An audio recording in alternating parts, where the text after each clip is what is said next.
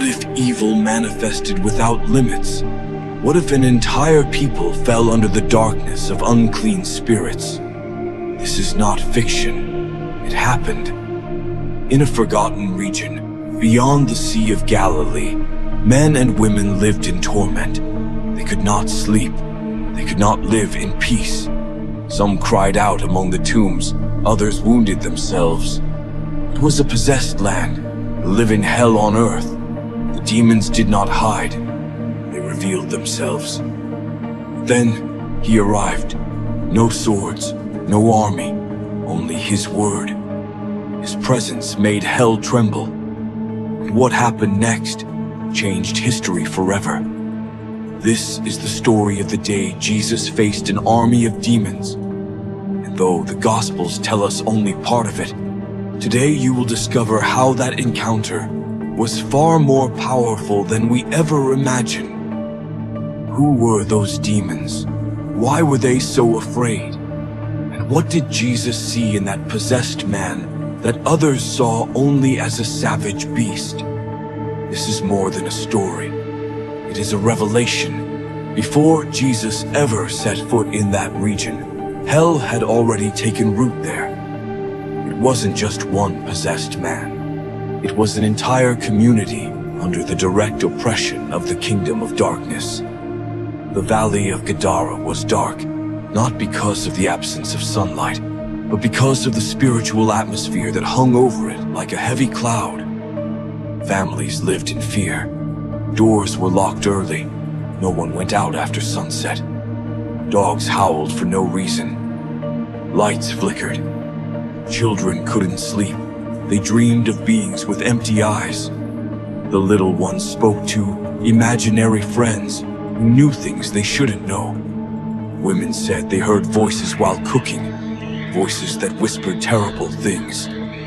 One father vanished after smashing every piece of furniture in his house and screaming, "It's not me!"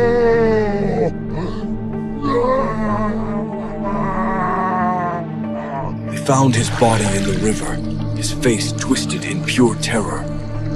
Others tried to take their own lives. Some succeeded. All of this happened, and no one spoke of it. Because everyone knew something ruled that place, and in the midst of it all, him, the man of the tombs. He had once been a father, a brother, a son. Now he was a human beast, wandering naked, covered in blood and dirt. His stare was hollow, yet his eyes were always open, as if he could no longer close them. Some said they heard him speaking with many voices at once. Sometimes they spoke in tongues no one could understand. They had tried to bind him, soldiers, neighbors, even his own family. But he broke the chains every time.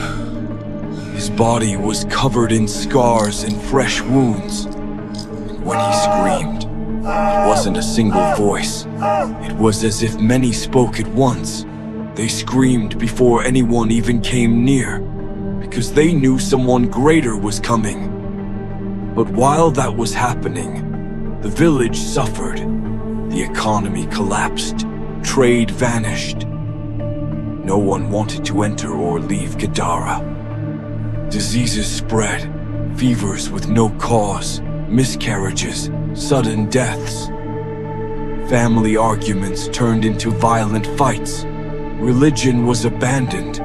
The temple stood empty. The scrolls of the law were covered in dust. And an old priest, one of the few who still believed, said, "This land is under a curse, and only the Holy One of God can free it." They called him crazy, but he persisted.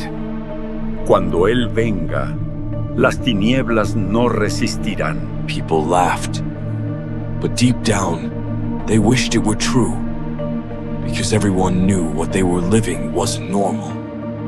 There were little girls who spoke with the faceless woman. An 8-year-old boy said a horned man sat at the foot of his bed every night. Mother confessed she had felt the urge to drown her baby and didn't know why. Men saw shadows moving across the fields.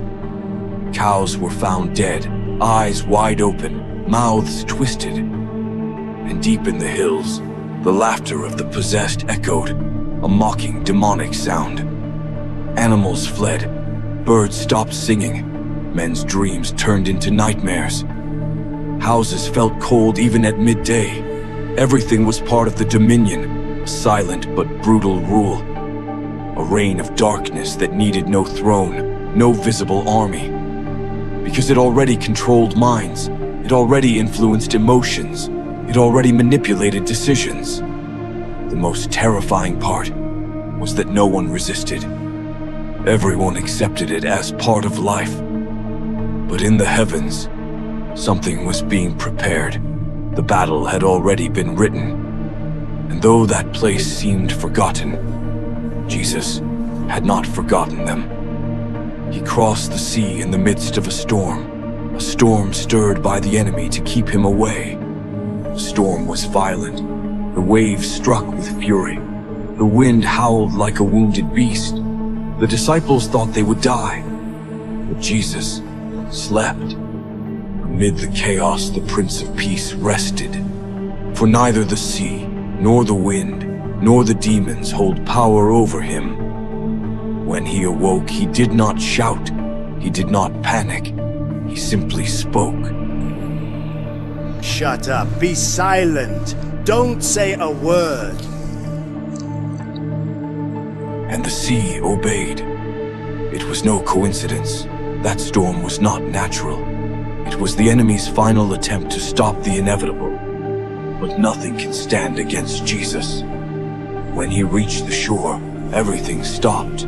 The sky opened. The atmosphere shifted. It was as if the spiritual realm itself had fallen silent. The disciples didn't know it yet, but they had stepped onto enemy ground. In the caves, the possessed man trembled. The voices within him screamed. They writhed. They began to cry out. He's coming. He's here. It's not our time. The man fell to the ground, screaming in fury. His body twisted violently, his mouth cursed and spat. And without thinking, he ran toward Jesus. It was not an attack, it was a forced surrender. Because when the Son of God appears, every knee bows, even those of demons. No one stopped him, not the disciples, not the soldiers. Because they knew Jesus needed no protection. The possessed man reached him, fell to his knees, and cried out in a voice that was many voices at once. What do you have with us, Jesus, Son of the Most High God? I implore you by God not to torment us.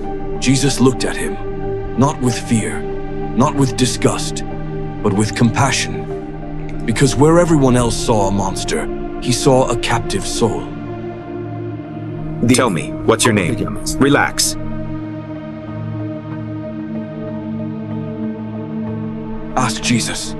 The reply came with echoing voices. Legion, because we are many.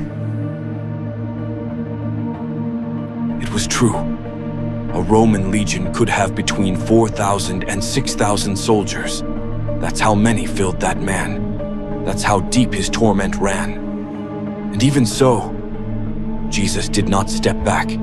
He does not look at the number of demons. He looks at the Father's purpose. And God's plan was to set free, not to flee.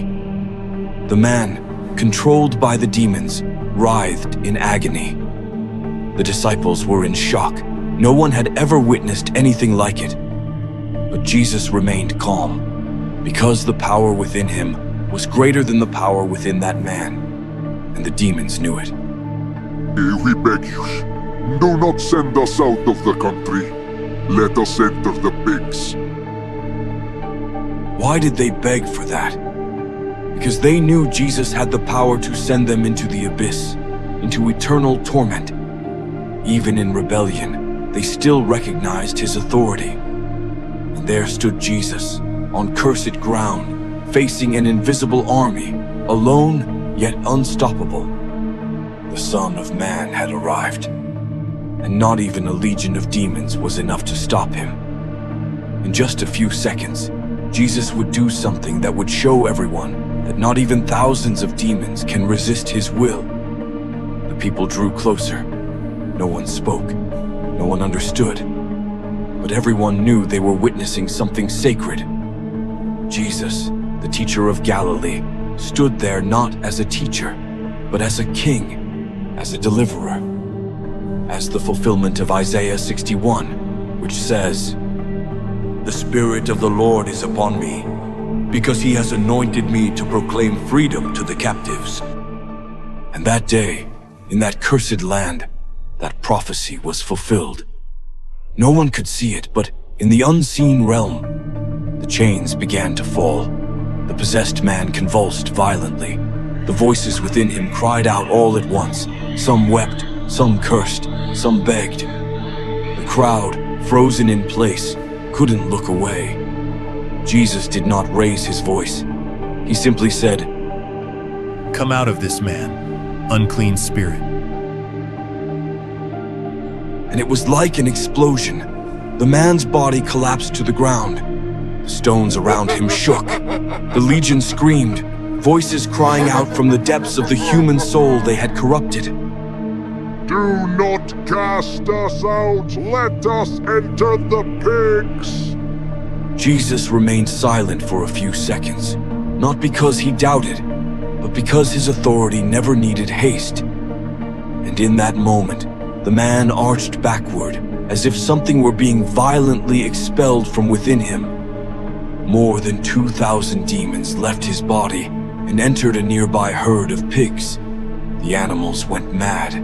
They squealed, ran, and crashed into one another. And without any apparent reason, they hurled themselves into the sea. Everyone saw it. The same sea that had once calmed at Jesus' voice now swallowed the bodies of the pigs, a symbol of the impurity cast out. The land fell silent, and on the ground, the man, now at peace, looked at Jesus with tears in his eyes. He was himself again. For the first time in years, he was truly himself. There were no voices, no hatred, no confusion, only peace.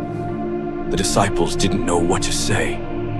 Some wept, others simply fell to their knees, because they knew they had just witnessed something only God could do.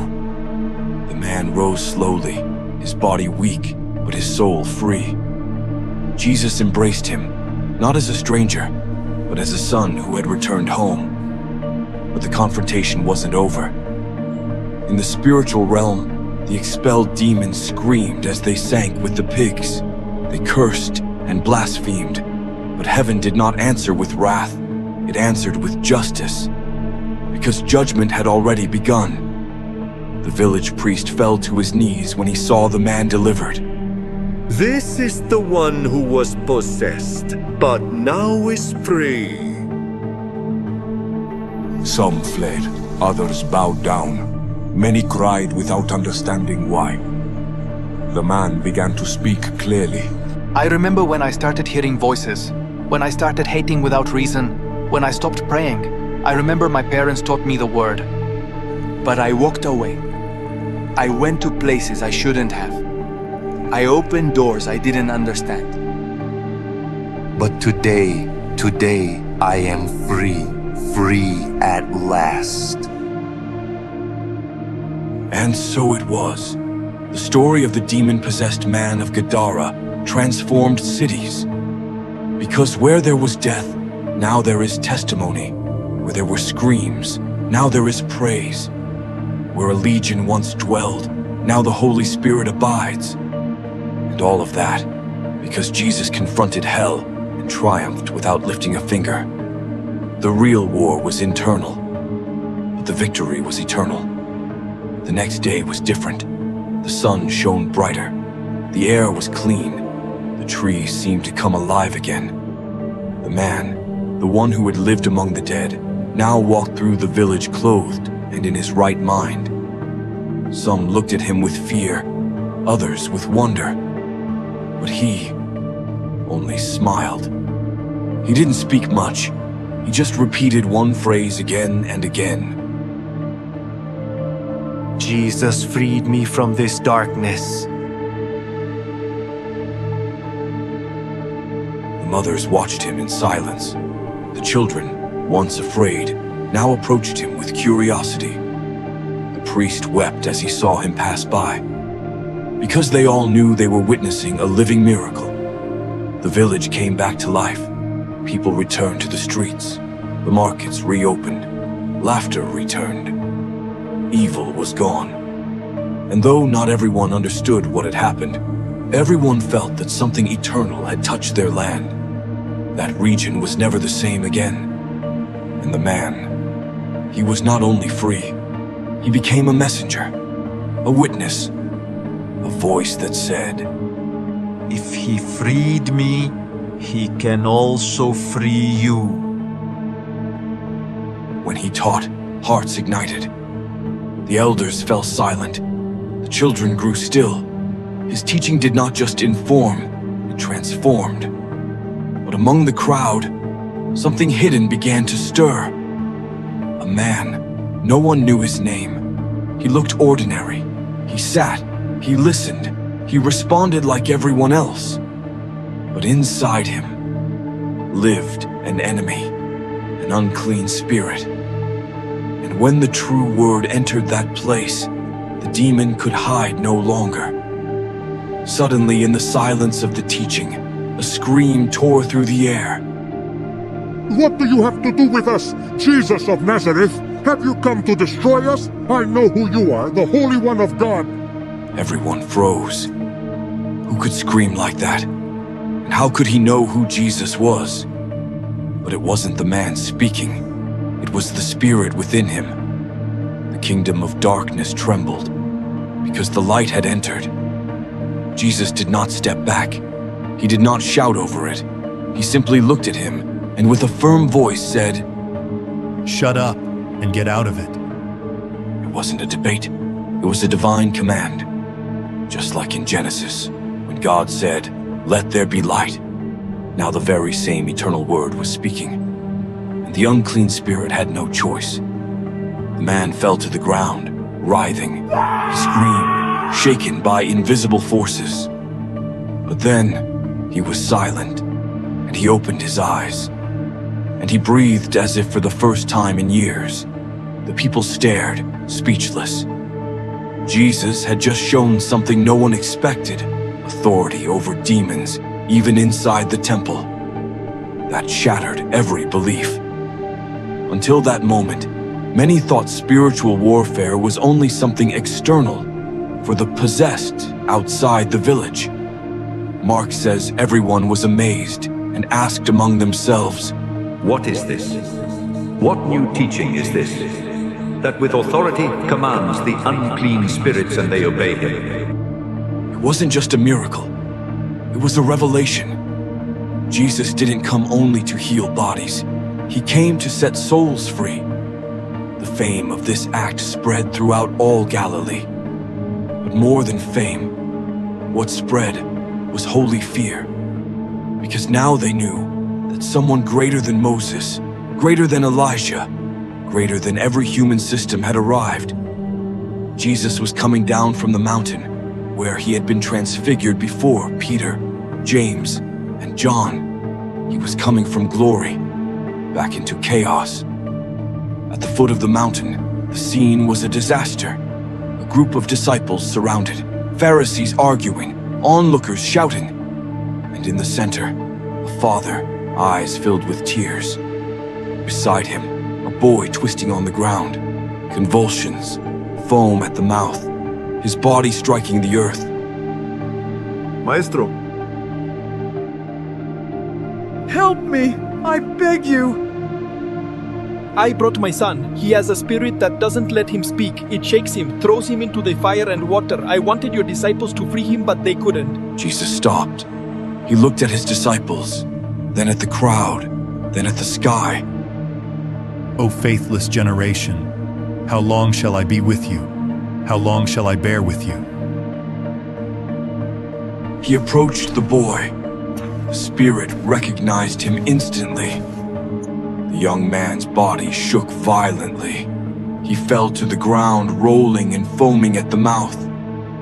How long has this been happening to him? Since he was a child. Sometimes it throws him into the fire, other times into the water. It wants to kill him. But if you can do something, have compassion. Help us. Jesus looked at him with intensity. Can you? Everything is possible for the one who believes. The man fell to his knees. I believe, Lord, but help my unbelief.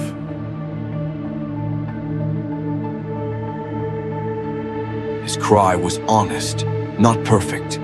He didn't have complete faith, but he had desperation. And sometimes, that's enough to move God. Jesus turned toward the boy. The spirit screamed. Everyone stepped back, but Jesus did not. Mute and deaf spirit, I command you, come out of him and never return. The boy convulsed one last time. Then, he went still. He's dead, the people cried. But Jesus reached out his hand, lifted him up, and the boy opened his eyes. He took a deep breath, looked at his father, and for the first time, he spoke. The father collapsed into his arms. The crowd stood in silence. Jesus had done the impossible once again. Later, in private, the disciples asked him,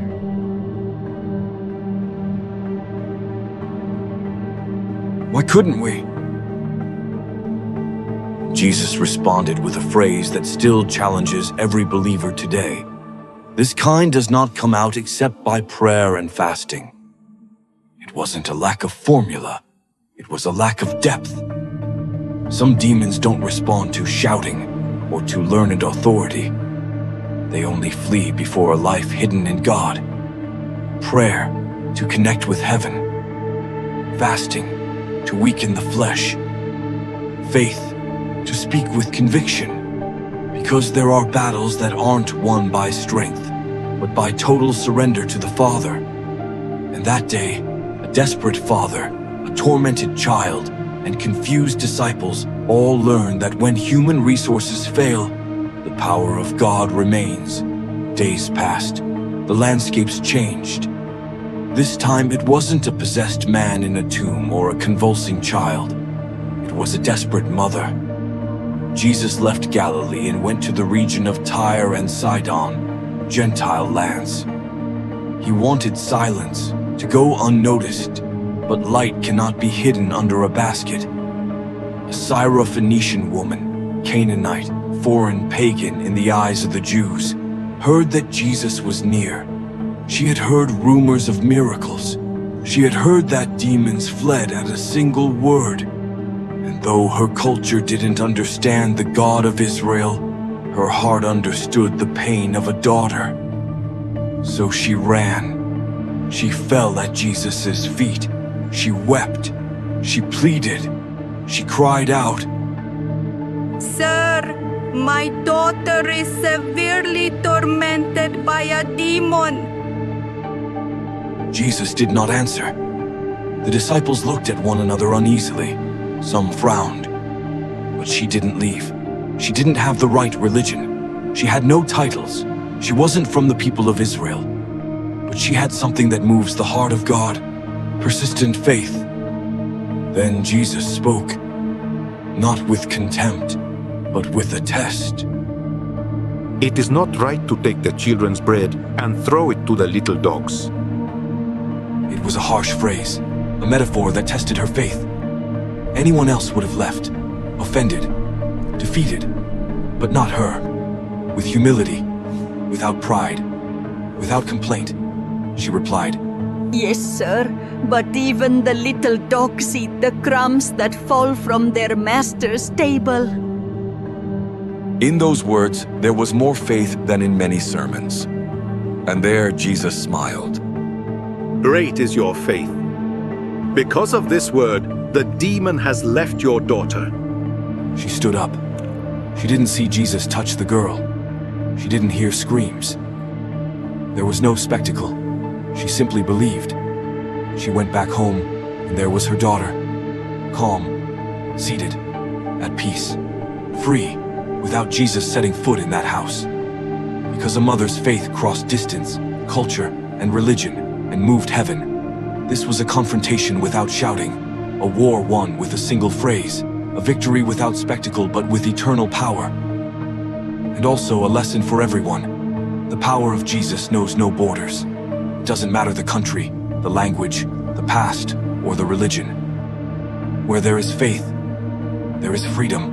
And what a mother did for her daughter that day remains a story that speaks louder than 1,000 sermons. Because when someone truly believes, demons have nowhere left to stay.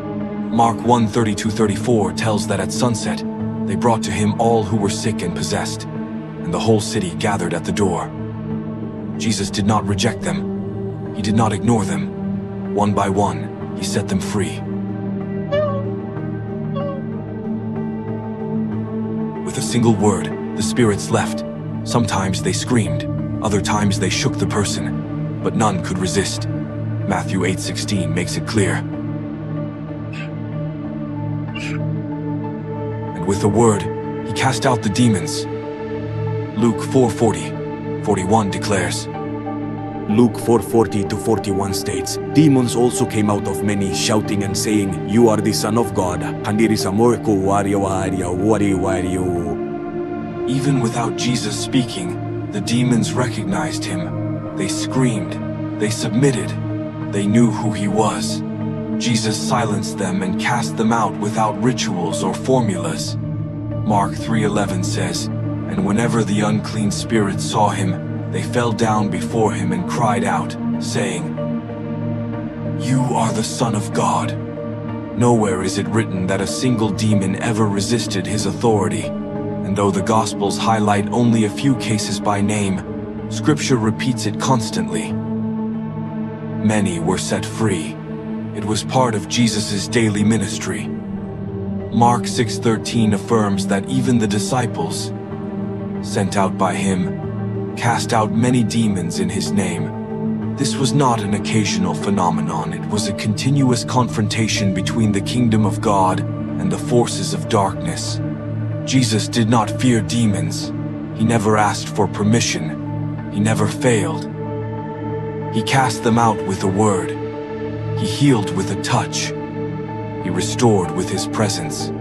The texts don't describe every story, but the Bible is explicit. Wherever he was, the possessed were set free. It was part of his very identity as the Messiah. Luke 7:21 says, "He healed many of diseases and plagues and evil spirits, and to many that were blind he gave sight." Jesus came to preach, to heal, and to deliver. And he did massively, publicly, constantly. In great cities and small villages, in homes, synagogues, mountains and streets, the power of the Son of God knew no limits, no pauses. It was a ministry of liberation that never ceased until the end. Today, centuries later, those testimonies still cry out something eternal. Jesus has power. His name still makes hell tremble. His presence still breaks chains. His word still sets people free. And if he did it then, he can still do it today. If you or someone you love is under torment, oppression, fear, voices, or despair, there is a way out. His name is Jesus. Call on him, believe in him, and watch as hell retreats once more. Thank you for joining us on this journey through the liberating power of the Son of God. If this story touched your heart, share this video with someone who needs hope. And if you haven't yet, subscribe to the channel, turn on notifications, and leave your comment below. Every story told here has one purpose, that the world may know that Jesus still reigns. See you in the next video. Until then, stay strong and free. God bless you abundantly. Amen.